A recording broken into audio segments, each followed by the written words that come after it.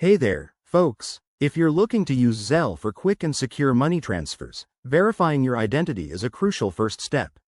In this video, I'll walk you through the entire process in a simple, straightforward way. Zelle is a popular app that lets you send and receive money directly from your bank account, but before you dive in, you need to make sure your identity is confirmed to keep everything safe and protect against fraud.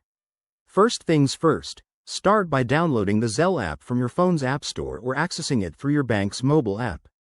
Once that's done, open the app and sign up using your email address or mobile phone number, the one linked to your bank account. This is where it gets personal, so have your details ready.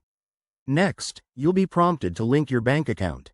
Select your bank from the list provided and log in with your banking credentials. Zelle might ask for additional verification, like entering a one-time code sent to your phone or email. Keep an eye on your inbox or messages for that. Now, for the identity verification itself, you'll need to provide some basic information. This could include your full name, date of birth, and the last 4 digits of your social security number. Don't worry, this is all standard to ensure it's really you. Once you've entered that, Zelle will cross-check with your bank to verify everything. If you run into any hiccups, like an error message, double-check that your information is accurate or contact your bank's support.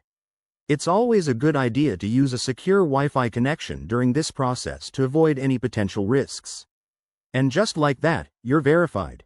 Now you can start sending money to friends and family with ease. Remember, verifying your identity not only unlocks Zelle's features but also adds an extra layer of security to your transactions.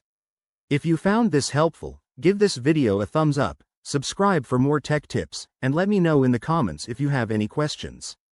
Thanks for watching, and stay safe out there.